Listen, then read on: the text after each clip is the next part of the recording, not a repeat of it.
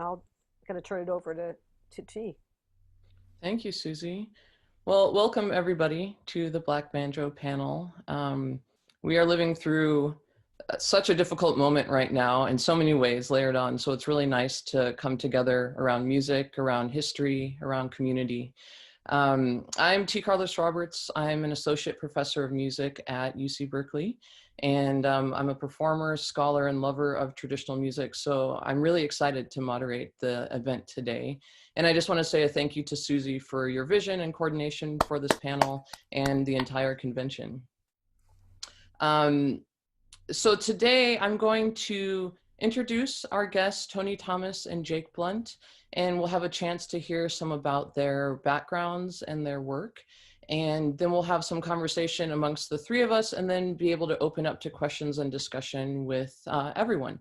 And just a reminder that we're asking for you to leave your video off and keep yourselves muted for this first part. And then at the end, we'll let you know when it's time to jump in with questions, either through video, also through the chat that's available to you. So first, I want to introduce Tony Thomas. Tony is one of the leading historians of banjo origins and the history of African-American banjo playing. He was one of the organizers of the 2005 Black Banjo Gathering that launched the contemporary Black Banjo revival. He has published writings with Duke University Press, University of Illinois Press, and the Oxford African American Studies Center. He's also presented at numerous conferences, festivals, gatherings, camps, and colleges and universities. Tony holds an MFA in creative writing from Florida International University, and he has published fiction and poetry since the 1960s. And he has performed banjo and guitar solo and with ensembles like the Ebony Hillbillies. So really has a wonderful array of artistic avenues that he has been working in for decades. So please join me, everyone, in welcoming Tony Thomas. Thank you. I'm also a failed employee of the University of California's transfers admissions office that justly fired me about 40 years ago. I want to talk about something about 10 years ago, Oxford University. I'm going to try to do something technical and see if this works. About 10 years ago, Oxford University. Are you seeing a picture of someone other than me now? Yes. Yes. Okay, proof that socialism will work. But about 10 years ago, Oxford University Press asked me to do a thing they put on the internet as I think the banjo and African American musical culture, their title. They really wanted me to do it about folk, the banjo and black folk music. And I told them that I could not do that and talk only about black folk music, because very much of the story, not just of African Americans, but we'll talk about African American banjoists, has been connected between people who were show business and professional banjoists who are part of the story. And you can't tell one story without the other. It's a peculiar thing that those of us who are interested, I mean, I've been interested in folk music since 1960, into folk music, traditional music, roots music, are the ones that have been into this, because there's this whole history of people who were not who were show business performers, and some of big note, and a picture that we have to integrate, I think, into this. This is James Bland. He was active between the mid-19th century and the early 20th century. He was probably one of the major songwriters of that period. He published more than 700 songs. he was also a banjoist, and he billed himself in the 1880s from notices in black newspapers I've found as the highest paid performer in black entertainment. And he's probably most known for writing the Golden Slippers and Carry Me Back to Old Virginia. And he lived he was born in Flushing, Queens, and he lived around the United States and in England. This is Jose Easton. He was probably the most important figure in the banjo world of Australia and New Zealand. He's like a lot of people in 19th century entertainment. There are a number of stories, some he created for himself about where he was from and where he had lived before he got into where we can follow him. He was a entertainer in black minstrelsy in the United States, and touring in Europe, and probably starting in the 1870s, and rather 1860s, and in Europe. And in 1879, he went to Australia or New Zealand. He went back and forth between Australia and New Zealand. It's not clear when he was where all the time, but he was such a celebrity that you can go on the Australian and New Zealand newspapers and follow what he was doing, from notices for performances or ads for lessons from about 1880 until shortly before his death in the 90s. This is Charles P. Stinson. He was mainly lived in Pittsburgh. He lived in, if you're familiar with Pittsburgh, he lived in Allegheny, which used to be a separate city from Pittsburgh in the early 20th century. Became part of Pittsburgh, and I think he briefly lived in San Francisco. He's mentioned in Converse's memoirs as one of the first African Americans who was allowed to participate in these big-time banjo contests and actually won it. And he was a major figure in all sorts of musical and cultural activities of African Americans in the Pennsylvania, New Jersey, Delaware, in the 1880s, 1890s, early 1900s, and he toured on some of the premium vaudeville circuits, and he was a major performer at a club in London that the Duke of Wales, who later became Edward VII, who actually took, Edward did, banjo lessons from two Afro-Canadian banjoists while he was in London. But Stinson, okay. And this is James Reese Europe's one of his society orchestra dance band. Sitting at the piano is great U.B. Blake. The person in the back holding the banjo mandolin is the great Noble Sissel. And Europe actually considered the banjo to be an expression of African American culture, and he also found that the new mandolin-based banjos that came out were an appropriate instrument for people who were trained musicians on other instruments, could be taught to play, and they could get gigs. At that time in New York City, it was seen improper, and especially in high-tone society restaurants or parties. They did parties for the Vanderbilts and Astors and people like that.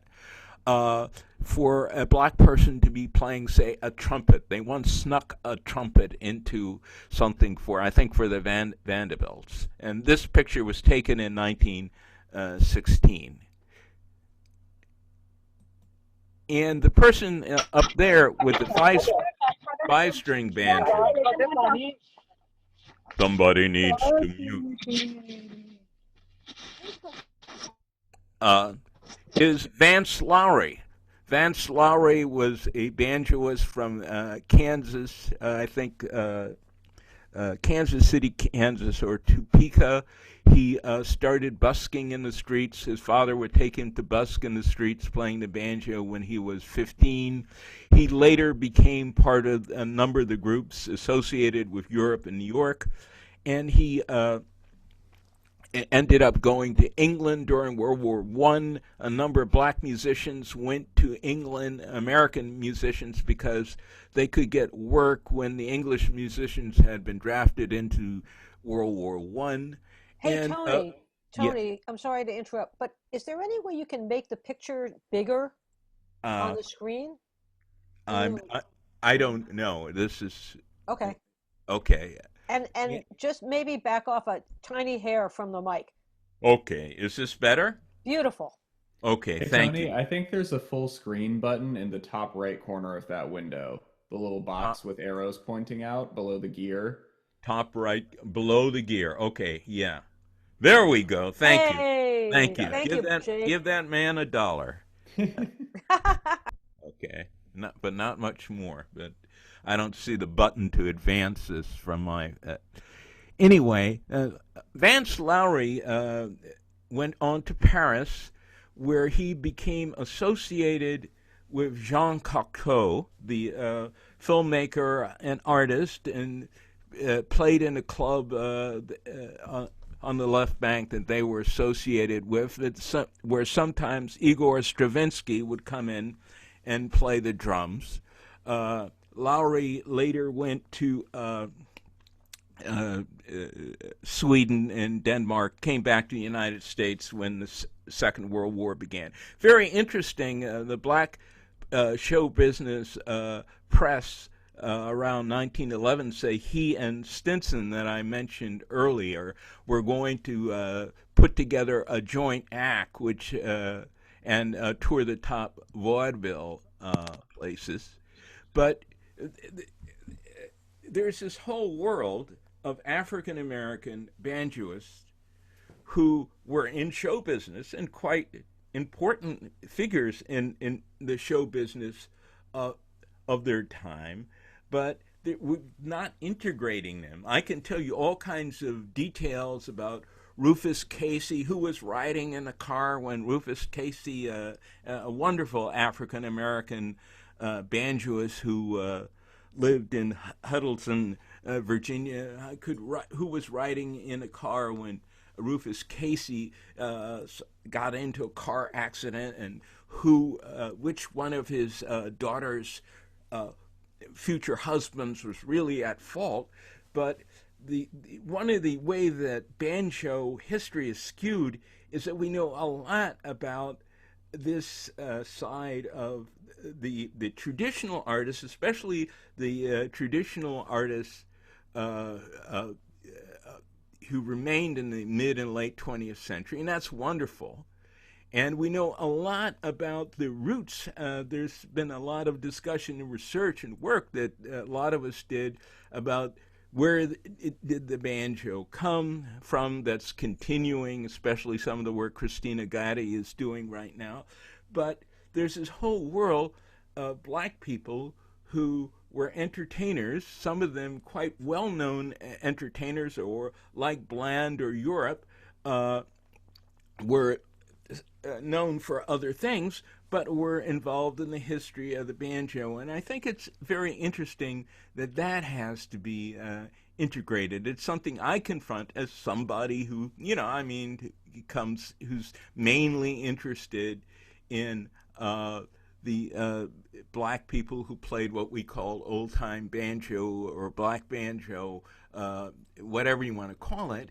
And how does this fit in to this was part of a larger world where African Americans were playing the banjo in all sorts of other contexts that were very important, and certainly is and needs to be discussed. The other issue is, somebody asked me in preparing this, well, can you talk about African, how with the origin of the banjo comes from the Caribbean.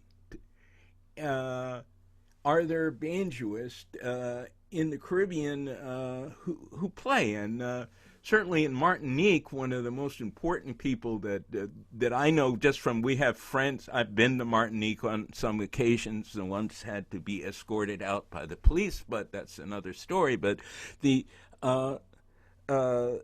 there's a fellow there named Carlis, who is very, very, very famous, who chose, I mean, it's hard for Martiniquais and Guadeloupe and that area, musicians, to make a living just staying on the islands, and most of them go to France just because the music industry is, and there are more people from Martinique and Guadeloupe in France than there are on those islands, just like at times there are more Puerto Ricans in the United States than in Puerto Rico because of colonialism, but who chose, after being quite successful in France and Europe, to come back to about 20 or 30 years ago to Martinique.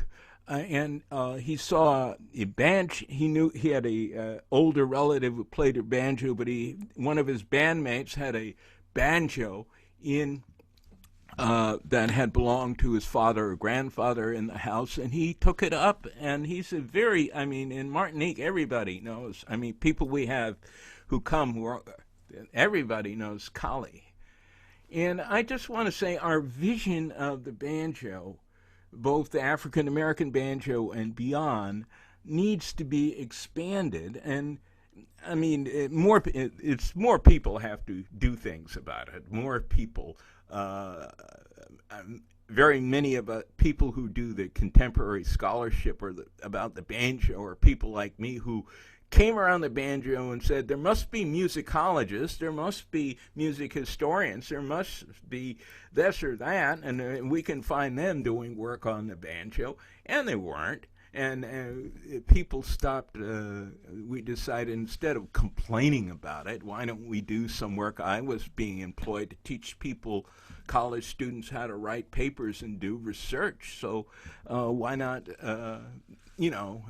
get together and do that? So that's a little different from your standard black banjo talk. But I'm just saying that there's a big world of African American banjo playing, and the traditional playing that people like Jake and I humbly myself try to do, but to understand that we have to understand it, we also have to look at the bigger world, the world of banjoists who were in what we call show business. I don't like to say weren't traditional, because many of our African American other cultural traditions have been advanced by people who were in show business. And I think it's important in taking a view of the banjo, to look at that. We also look at the banjo as the United States thing, pretty much. But the banjo started in the Caribbean. It probably existed for about 100 years in the islands of the Caribbean and places like Suriname and Guyana before it got to the United States. And it very clearly comes to the United States when people from those countries are among those who are taken here as enslaved. And there are artists particularly in the Caribbean, who play the banjo, as there are artists who play the banjo and now in Africa. But the banjo is, I think it's important for us also to look at even African American or black banjo playing, how does it sit in the world of music that people of African descent are making? How does this fit in that world? I think that's, well, again, this is your not your standard black people started the banjo in Africa and then they took it here and they took it there and blah blah blah.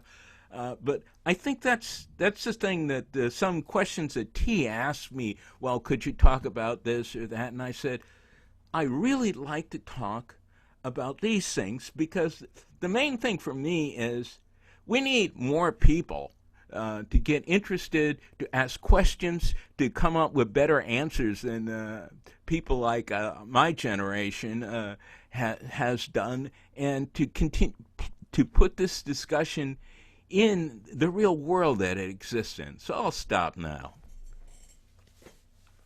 Well, thank you, Tony. I know there's so much more that we can get into in detail, and I hope we'll have time to get into at least some threads of that. But thank you so much for just opening up the conversation and really talking about what are ways to reframe and to complicate the story that has been the Black Banjo story that has circulated so much more widely. I want to bring Jake into the conversation and introduce him, and then we'll be able to open up and hopefully trace some more of those threads. So Jake Blount is an award-winning banjoist, fiddler, singer, and scholar. He specializes in the music of Black and Indigenous communities in the southeastern US and the regional style of Ithaca, New York. Amidst this work, he foregrounds the experiences of queer people and people of color. Jake holds a BA in ethnomusicology from Hamilton College, and he has toured as a performer in Scandinavia, Australia, and New Zealand, and recently released a new full-length solo album called Spider Tales that has been featured on NPR and in The Guardian, amidst others. So please, everyone, join me in welcoming Jake Blount. And Jake, I'd love just to hear from you, if you could say a little bit about your connection to the banjo or your particular work with it and how you came to it. Certainly. So I started out as an electric guitarist in rock bands in the DC area. That's where I grew up. And I wound up, by total coincidence, in this Ethiopian restaurant down on U Street in, I think, 2011, 2012. I was like halfway through high school at that point. And I ran into this band called Megan Jean and the KFB that are still like dear friends and mentors of mine. And one of them played the banjo, and it was the first time I'd ever seen anyone play clawhammer banjo before.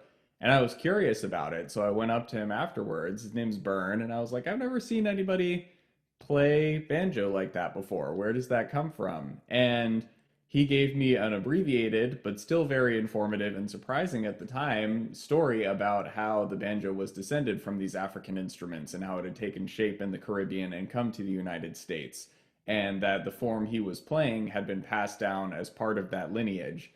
It definitely piqued my interest, and at that time we were going through the like Mumford and Sons era Americana boom, so I was pretty immersed in Americana sounds and aesthetics, and the banjo was definitely a part of that. And I wound up grabbing one the next summer and sort of going through this spiral closer and closer to the traditional stuff until I landed there while I was in college.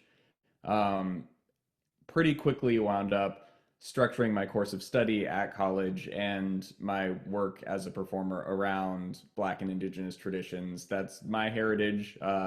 Down the Virginia Tidewater, and I soon came to realize that, at least according to much of the literature, Tony, correct me if I'm wrong about this, that even though the banjo was first written about as having appeared in, I think, Manhattan, that's our first written mention in the continental United States, it had its first major site of growth in the Chesapeake Bay region, which is where my ancestors were enslaved and where my family remains to this day.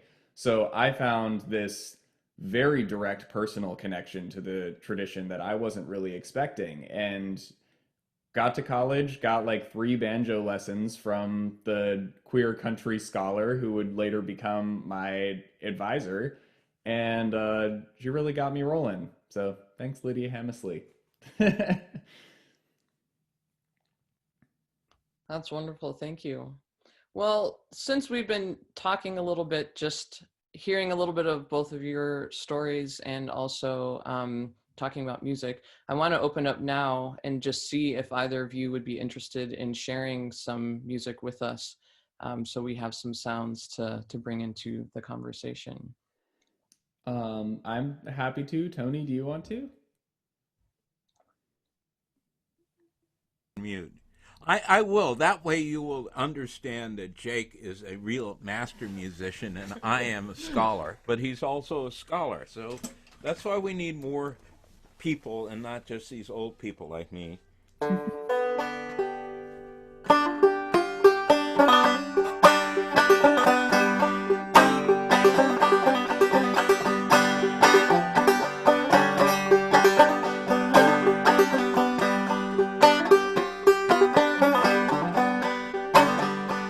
Reuben had a train and he put it on the track and he run it till the Lord knows when. Reuben, run it till the Lord knows when. I'm going down these ties with these tears in my eyes, 'cause I can't get no letter from my home. If this train runs me right, I'll be home tomorrow night, 500 miles.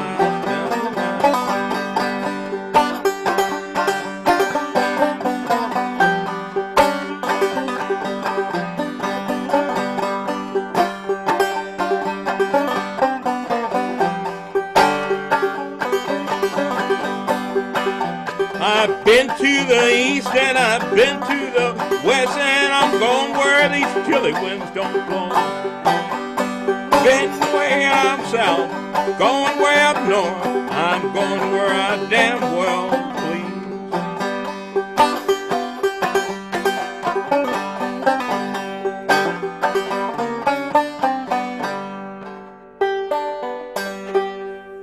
For the banjo afflicted here, this is a 1894 Fairbanks Electric.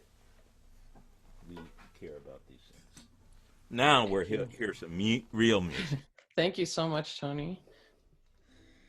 Well, Tony brought the banjo cred here. This is a 2018 Cedars Instruments banjo. And Tony mentioned a banjo player named Rufus Casey earlier, whose work I've spent a little bit of time with. I am not the most skilled as a reenactor musician. There's definitely my own twist on all of this, but I thought I would play Rufus Casey's version of the cuckoo.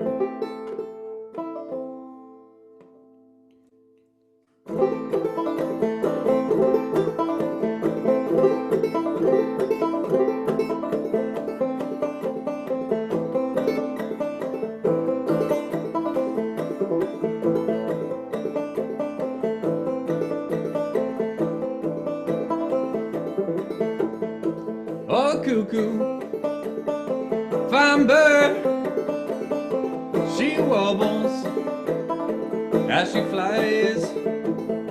She never heard a cuckoo till the 4th day of July.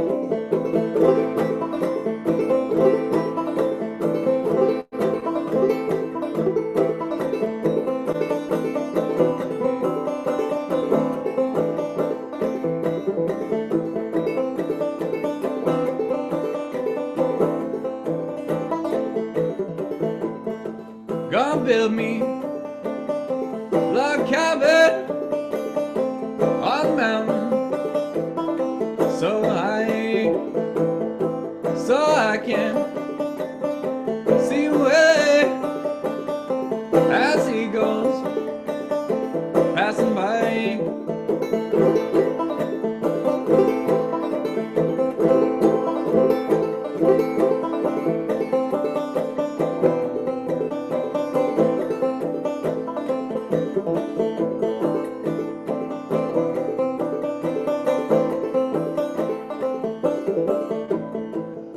gambled in England. I've gambled in Spain. I bet you $5 I'll beat you next game.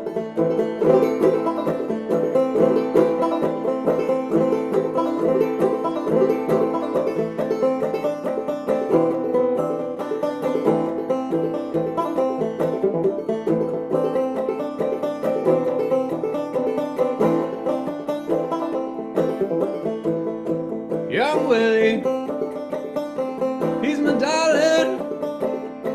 Young Willie, he's my man. Young Willie, he's my darling. Young Willie, he's my man.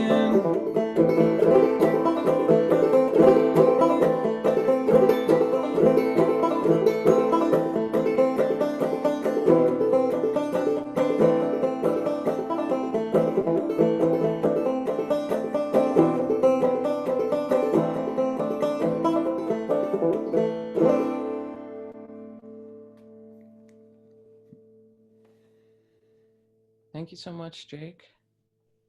Yeah, thank you. Jake and Tony, you know, I was thinking about, Tony, you just talking about these international circuits of artists back in the day touring overseas, and really the much larger landscape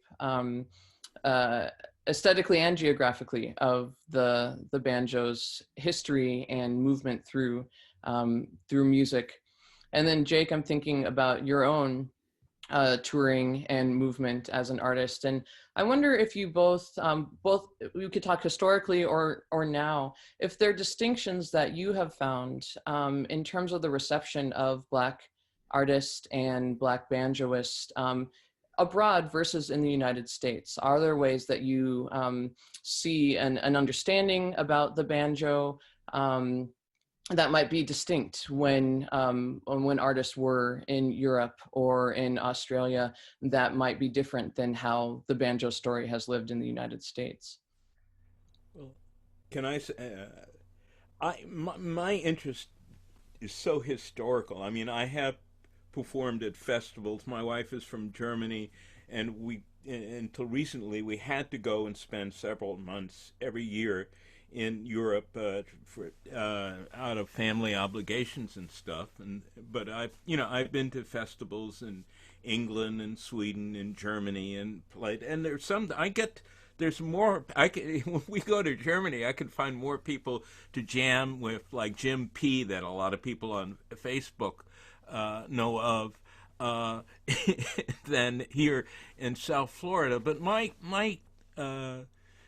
comment, I think, is more about the historical thing, is the thing that actually doing this history stuff, especially as opposed to my dim views as a folk music enthusiast getting into this stuff for 40, 50 years, is that very, very quickly, first, I mean, the banjo comes from the Caribbean, comes to the United States, but very, very quickly, okay, in the United States, there are white banjo professional performers traveling all over the country. There are in fact before blacks. There was a minstrel company. Somebody tried to put together a black minstrel company in the 1850s and send it to England because you couldn't have in the real minstrel stage, African Americans weren't really allowed, and this became part of the Dred Scott controversy, because after the court thing, they said we aren't citizens, so they don't get passports. But there's this immense exchange of professional music entertainers going on in the world, and it gets shared. Kubrick, the Austrian music historian, sent me, I don't know if it's been published in a book yet, a chapter from a book he wrote about folk banjos that are made by from the influence of African American and European American players who were coming to Africa in the 19th century, that are part of now folk traditions and places in East Africa. So we live we're used to this kind of view. Well, there was this little banjo player. I went up to the corner of the hill then, but there are people who are playing the banjo, who are entertainers of all kinds, African American whites, who are going around the world fairly early in the 19th century and the 20th century. Hosea Eason did get, from reading newspapers almost on a daily basis, he did get a lot of what I consider racist harassment in Australia and in New Zealand, where the press would poke an article about his marital or financial difficulties that they wouldn't have written about a white artist. But the one thing about serious banjo history for me is that we live in a world of frequent, constant exchange of music and culture, much more than I would have thought of before I did it.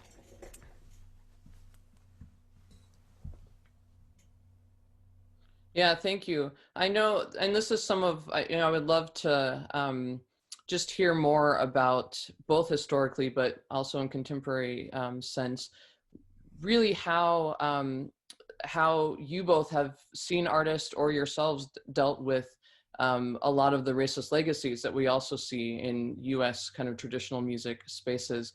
I know much more about jazz artists, African-American jazz artists, historically, traveling overseas and saying that they both found a different kind of freedom that to exist on a daily basis that they weren't finding necessarily in the United States, but also were a lot of times kind of romanticized and exoticized for their Blackness. So it's interesting to me to kind of think across genres and styles and what the possibilities for international spaces might be for Black people and Black performers, and also what the limitations still might be.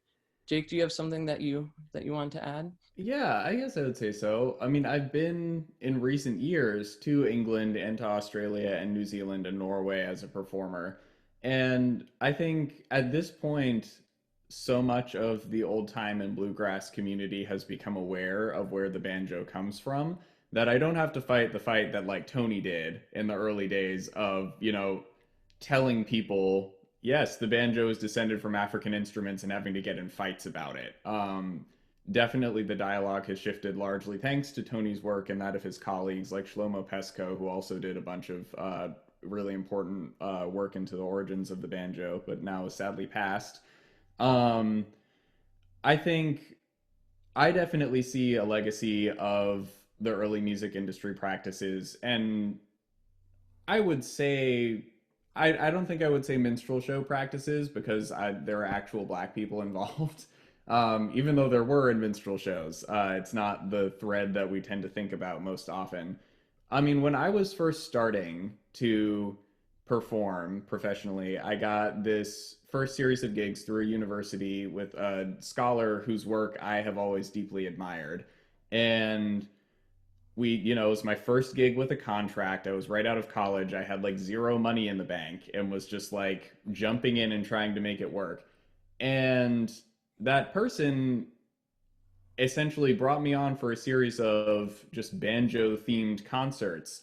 And I showed up, and all of a sudden, it's the Black and Global Banjo Roots Symposium. Yeah. I was the only Black person, and there was one woman from Australia who didn't even play the banjo. She played the guitar, right? And I was all of a sudden like being tokenized to sell this concert series. And that scholar shorted me hundreds of dollars from what was agreed on in our contract. And over, the next couple months, because I couldn't afford to turn down money at that point, I, agreed to do a couple other things, and the check would come months late. And it would never be quite as much as we'd agreed on it being. And I wouldn't get paid for making classroom appearances and things like that. All of a sudden, that's just package deal with the performances I was doing. And the minute that I got my feet under me enough that I didn't have to rely on that, and I could have stood up for myself and really said, no, you need to pay me, that work stopped coming. And to me, that was just an encapsulation, right, of the way Black people have been treated. Can I say something? I can't hear. I'm not getting any audio, so but if you can hear me, that's fine. Wait, okay. Can you Yeah, I hear me think, now? yeah, we can hear you now. Okay. Okay, cool. Okay, so some people did hear that, right? Someone just responded to something. So, Yes. Yeah, it was okay. just the very last thing that you said. Okay, cool. Probably happened when I dropped my banjo like a smart person. Yes, I think for me that was a really telling moment and taught me sort of things that I had to be on guard for going into the industry as a Black person. That there were going to be people who were going to like exploit my presence to sell a vision of their event or to build up their career or their image as this inclusive, progressively minded scholar or organization or concert series or whatever that weren't necessarily actually invested in the well being of Black people who are in front of them right now. Um, and I think I've had other instances, right, of people coming up to me after shows and realizing that folks have not listened to anything that I've said while on stage, right? My very first performance, one of those same ones, this white lady came up to me after my show where I just like played John Henry and talked about like prison slave labor for 5 minutes and goes, it's really great to see a young Black person learning from the earlier generations because today's Black people are just too angry. Which, like, aside from all of the problems with that statement, it completely ran counter to everything that I had said during my set, right? She came with such a strong preconceived notion of what Black people playing the banjo are there to do that it overrode her actually listening to the music that I was making and the statements that I was making. The stereotypes associated with Black people playing the banjo, with it being this like happy-go-lucky slave frolic instrument, um, were so strong even now. And I know this woman didn't grow up going to minstrel shows because she couldn't have been more than in her 50s. Um, it was so strong that my message got lost. And I wound up playing into this historical narrative, this pattern that I really didn't want to be a part of. It caused me to change pretty much my whole repertoire from that point on, and be really, really forceful and insistent about the message that I was sending. But overall, I think despite, those misconceptions and the moments in which people have tried to take advantage of me, I think largely because of work that Tony did and the Carolina Chocolate Drops did, the folks who really started the wave that I now get to be a part of, uh, I found that people really value my contributions. Most of the time, I feel like people are really excited to have me on board and want to hear what I have to say. And it means a lot to be part of a community that values my input, and values the input of other Black folks, because I am just one out of many people who are studying this and performing this. And it's exciting to feel like there's something big happening and that it's growing more and more. Uh, when I got involved in this around, it's funny. I got my MFA and I didn't go to the graduation because I was going to a wedding where I ended up being seated with next to John Cohen, and Henry Sapoznik's band was playing the wedding band there. I should have known what was coming, but I got involved in this. I read Cece's book just because I thought I couldn't get any books out of the library because I'd graduated. And there was a very strong resistance in the old time, especially in the banjo community. I mean, people in the Banjo L, we used to have these lists. Banjo L was an important one, who called me an uppity nigger, or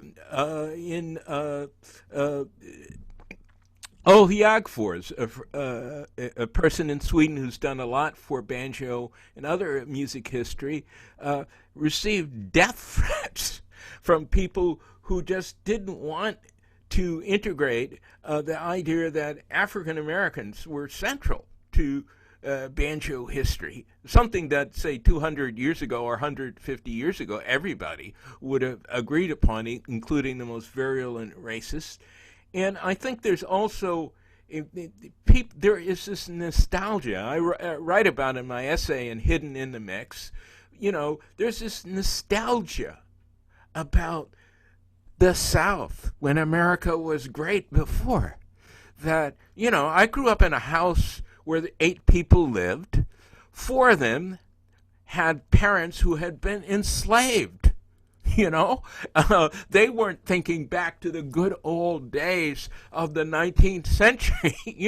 They wanted to move forward. My mother grew up in a U.S. coal camp, a coal camp in West Virginia. She didn't look back at the 1930s and that life as something necessarily to be cherished. There's a lot of romanticization of that, and it's something I often hear from people who do have a southern rural background. But there's this resistance to the reality about black people, but it's part of America. I mean, as a fiction writer, which is what I in literary history, if I would go and give a reading about something, or I go to a writers' conference, back in the 80s or 90s, I would have experiences, or some of the most important black fiction writers could tell you stories, especially back then, like Jake just had. It has to do with America. It had, and or the world and race, and that has to be changed. But I don't think it's unique. There's a uniqueness to the banjo in that in the late 19th and 20th century, an operation was carried out to detach the banjo from its African antecedents and its certainly Black New World roots that cut on in a significant segment of the population.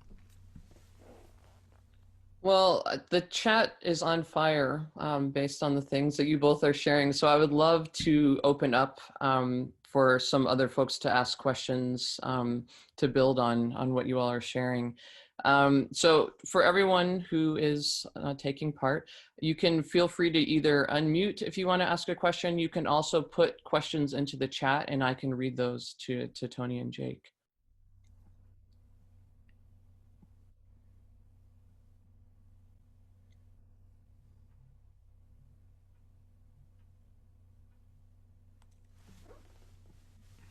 T, why don't you just look at the questions, and I can't see them, and just Yeah, read I'll call them That's out when similar. Yeah, for sure. Was someone just coming on to ask a question? Hi, I'll speak up, and I hope I'm not intruding. I wonder what you think about the future relationship of Black banjo and Black folk styles to white banjo and white folk styles, where kind of white banjo and white folk styles have sort of evolved to represent white identity, and in that sense, I think feel like a sort of a slightly hostile environment for Black musicians, and at the same time, it doesn't seem like in the long run these things will remain separate. And so I wonder how you see those, slowly merging over time in places like the Old Time Music Convention in Berkeley. I would say I think that they always were merged, and we've been sold, especially around bluegrass and the mythology of the founding of bluegrass in such and such year by Bill Monroe and the Bluegrass Boys, that Earl Scruggs walked out of fell from heaven playing three-finger banjo, and that's where that came from. I would make a strong argument that a number of string bands from that region, including black string bands, notably Gribble, Lusk and York and Taylor's Kentucky Boys, were playing bluegrass, early bluegrass music, right? They have a three-finger banjo player playing rolls and they're trading off the melody. At its crux, that's where bluegrass started out. And I think that this is another case of what Tony was talking about, that the music has been co-opted and warped to serve a particular narrative. But I think that if we look at it outside of the lens of the commercial industry and really examine the impact that it would have to record and market and sell music based on the race of the people playing it rather than what the music sounded like, it caused those racial groups to form their own sounds and identities, or at least claim to have done so, in a way that would not organically have happened. I tend to think that this is breaking down more and more, right? I'm on the board of Bluegrass Pride, which is an awesome nonprofit that is all about expanding and creating opportunities for LGBTQ artists in the bluegrass sphere, but also does a lot of work to make sure Black and Indigenous people of color are being included too. We try to be intersectional in that way. And I think what I've seen us accomplish, even as a very small, very young organization, what I've seen the International Bluegrass Music Association throw its weight behind in terms of DEI initiatives, in terms of panels, there's always room to improve. Every organization has its blind spots, and particularly institutions that are that large and that old. But that being said, I really feel like there's a sea change. People are starting to understand that these things maybe aren't as separate as we've been taught. To understand that the first generation of blues guitarists were learning from banjo playing relatives, and that it's not a coincidence that a lot of them uppick with their fingers, right? There's a vastly complex musical landscape that we need to paint and unravel here, as I think Tony was getting to. All in all, and of course this is just the queer scholar and performer in me saying this, but all of the boundaries are made up and probably not useful. Can I say something? I think that Earl Scruggs, I know from people who know Earl Scruggs, or I can't, again, I'm an old guy, I forget he's not on the earth anymore, and would talk to him about these things in his house, is that Earl Scruggs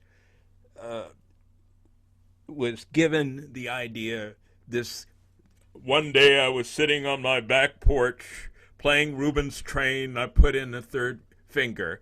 But if you talk to people who've discussed this before he decided to market himself in a certain way, he would talk not so much about black banjoists, but black musicians who were making other kinds of music, about swing musicians, especially about Blind Boy Fuller, a great North Carolina banjo player, and but also about fairly well known and recorded the folks who did. If you've ever heard The Man Who Wrote the Home Sweet Home Never Was a Married Man, and listen to those rolls, the person who played the banjo on that record was a friend of Earl's parents, came and played in Earl's house, had family across, like the equivalent of across the street from them, would sit playing that tune on his porch. Earl could play that note for note. In the 1980s or 90s. So Earl tries to discuss what he did apart from roots, just as a way of marketing himself. But people, when he would speak honestly, he would talk all kinds of music, from black jazz, blues. I think that there's a lot of people who are listening to black banjo playing who are not black. And there are some people who are not black who I like their versions of black banjo or black fiddling better than some black people I know. Present company is not included. I like everything Jake does. And there's a lot of listening to it because it's music and it's going to evolve. And it's just this strange thing. I have a lot of friends, and I used to be very deeply interested in jazz, not playing it, but reading about it, studying and listening. I have much more jazz and old time music or banjo music on this machine here, but uh, there, old time music and this kind of issue of like the Jake race of, well, I don't reproduce, I'm not good at reproducing other people's music. I don't try, I've been playing the banjo now for about 22 years and the guitar since 1960. I don't feel like it's paying my dues to play something exactly like somebody else played it. It's but how I played it. But how is this going to this as looking at it as somebody who's a music historian or looks at music as changing? It's going to change. Okay. How do we deal? This is a question beyond this what we should be talking about. But how do you deal with the old time music? I've been experiencing the old time music revival since around 1961. Okay, and I used to know the late Stu Jameson, who was involved in it starting in the 30s. It's lasted longer than a lot of the music that we play is extant, and this people moving on to new music or another thing, or us old farts dying out maybe will help improve it or bring change in it. But that's a kind of bizarre or a particular thing about old time music that's not really that raises bigger questions. But certainly the influence are growing, and the influences in old time music and even in bluegrass of music from around the world is growing too.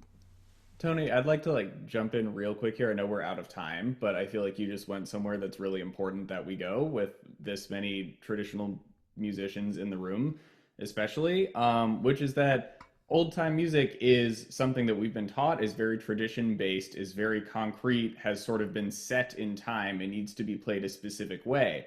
And I think that that's very valuable in terms of maintaining something, in terms of maintaining the aesthetics of a genre, maintaining the constraints that make it what it is. However, I think we also need to grapple with the fact that this genre was constructed around the idea that white people were playing it for other white people when it became commercialized. Initially, that would not have been the rule, but the version of old time music that we have encountered, that the folk revivalists predominantly encountered and that was passed on, is one that is rooted in whiteness. And I think we have to remember, as we consider how we want to perform this music, how we react to other people performing this music, whether our traditionalist impulses, our need to maintain something and to police the way that other people play the music, are bound up in the integrally white conventions of the genre, right? It is not within Black musical culture to do something the same way 1,000 times. And I think the notion that we need to be performing this exactly as it was done by someone else, playing each note the same, essentially learning it like it was a classical piece of music just by ear, is not necessarily honest to where the tradition comes from. And I think we need to be aware as we police how people learn, how people play, what changes they make. We need to be aware that for so many people, right, percussion is what is a bridge too far, right? Electronics are what is a bridge too far. There are ways you're allowed to innovate and ways that it's accepted to change the music and to play in different ways. And I think we need to examine why some things are more okay than others. We need to examine why we feel the need to crack down on people changing the music in some ways, but not others. There are a lot of questions that need asking as far as whether the rules themselves are rooted in the white supremacist concept of what old time music is and should be. And as we all engage in jam sessions, as we all run workshops, as we all perform this weekend, I hope you all can remember you can do things that are traditional and that do pay respect to the foundation of this tradition, but also are respectful of the many different voices and perspectives that are being brought in. And when you feel the need to say, that's not how Tommy played it, to have your traditionalist moment, think about where that's coming from and who you might be boxing out by drawing such a hard line. Jake, Yeah, you want to respond first? go ahead, Tony. Oh, okay. Well, I sort of agree with it, and I sort of don't agree with that. I think that old time music revivalism. Okay, I'm not a traditional performer. My grandmother, who might sing some of these songs while she was washing the dishes, learned them out of tradition. So I don't like calling myself a traditional performer because I'm not. But the idea that you're simply reproducing something that somebody else did and it is kind of sad. Sounds sad to me, and you know, and find people are looking for different avenues to it, and it's stultifying, and the changes. I was more involved in political activities for a long time, say between around 1966 or 67 than say 20 years ago, and I think there is. It's almost like classical music. You sit down with a fiddler. I'm going to play it just the way Lester McNaught played it on Thursdays. Now, Lester didn't play it this way on Saturdays, and he did not play it like this when it rained. And you have to understand that. Nobody in the tradition, even the white, black tradition, no person who walks the earth in a decent way would be thinking like that or playing music like that. I have about 4 or 5 different recordings by Rufus Casey of Cuckoo Bird, and the way that Jake played it, which is different, taught me more about how, because he played it his own way, and I've heard him, and I've heard Jake play it a little differently every time. That's the real life of it. But simply reproducing something that somebody else did, well, we have recording equipment to do that now. I'm kind of in this kind of, I've been involved in this for a long time, but this kind of belief that playing old time music, we're doing some kind of holy cultural enterprise that might be superior to somebody who's playing, I don't know, the Bristol Stomp. Or you probably never heard of the Bristol Stomp, but Sam the Sham and his Pharaohs or somebody like that from San Antonio. I mean that there's something this kind of thing is kind of very alien to what I think of old-time music, even if you were talking about how white people made it, let alone how black people made it. It just there's a historical origin of it where people who played old-time music when it first started, when it was a very minority thing in the 60s. People would make jokes about you. It was not, people wanting to make sure they weren't playing pop folk. They weren't doing Peter, Paul, and Mary or the Highwaymen or some of those things. So this is purely traditional, but it has to evolve. You can't play, you can't try to play the same thing the same way, apart from the racial or other things. That's worthless as far as you can learn by learning what other those who develop the style, but you should be making your own contribution to these things. Otherwise, you're wasting your time. I think this is really fascinating conversation that's unfolding, and I hope can continue to spur conversation throughout this convention and beyond. I want to say thank you to Tony and Jake for what you shared with us today, and for all that you've really brought to the surface that we'll all continue thinking about. We are a little over time, so I want to honor everyone's time and bring things to a close officially. But again, there is much more of the Berklee Old Time Music Convention and space to even share time with Tony and Jake. So please, everyone, visit the website. You can learn more at berkeleyoldtimemusic.org.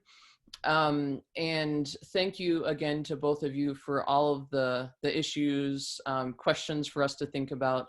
And I really hope that this can spur additional conversation on these important topics. Thank you, Susie. Thank you, Tony and Jake. Thank you. And, Thanks for having me. And Thank you. everyone, enjoy the rest of the convention. Okay. So we can go home now. You can.